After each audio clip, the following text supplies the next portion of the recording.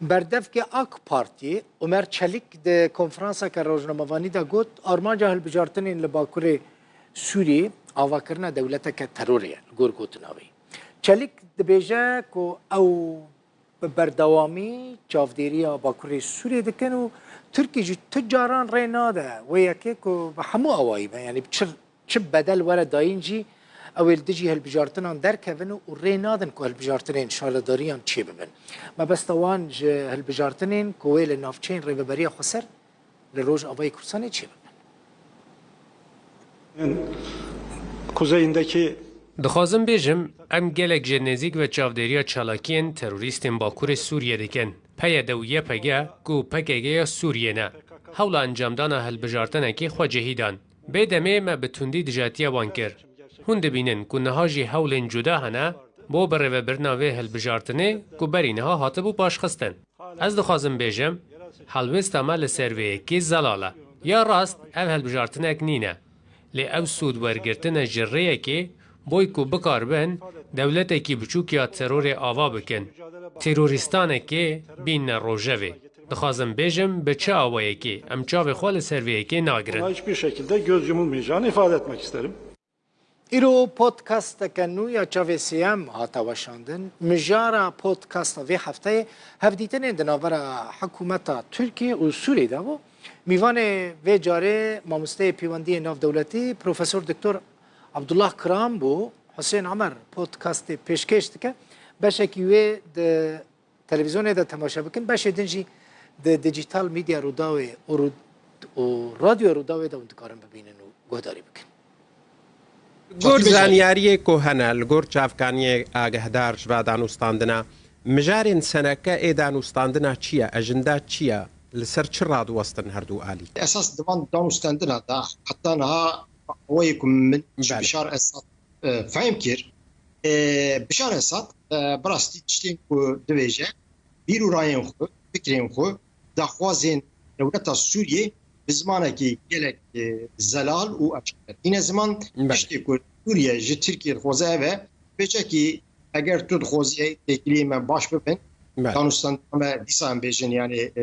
لسر بنگه که باش بمشه و نخ بريا بيكي هم خوازن که پیش آقا سوریه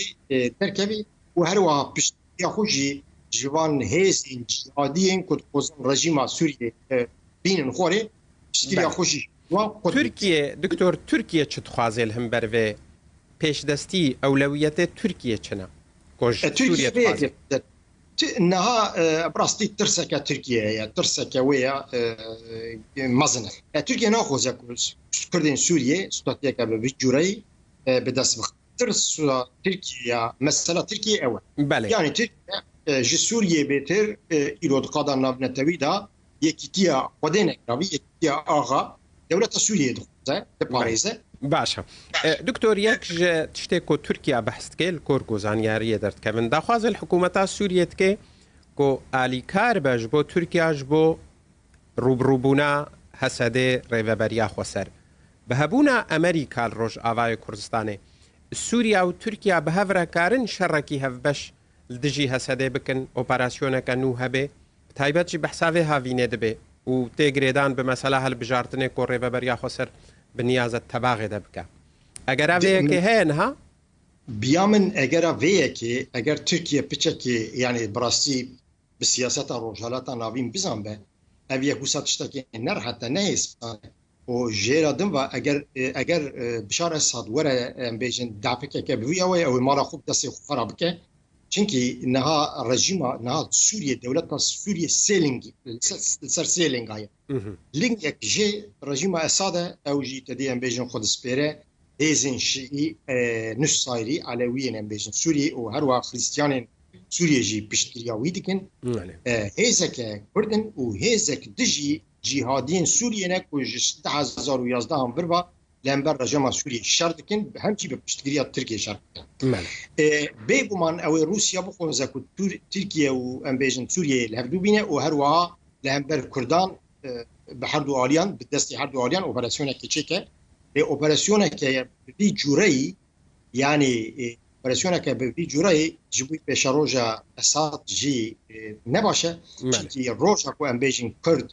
يعني هيزا كردان سوريا بشكي ووقتي او هيزين جهادي هيزين سوني از باورم بچكي جي تركيا كو اليكاريا بك او رژيم صدام بينو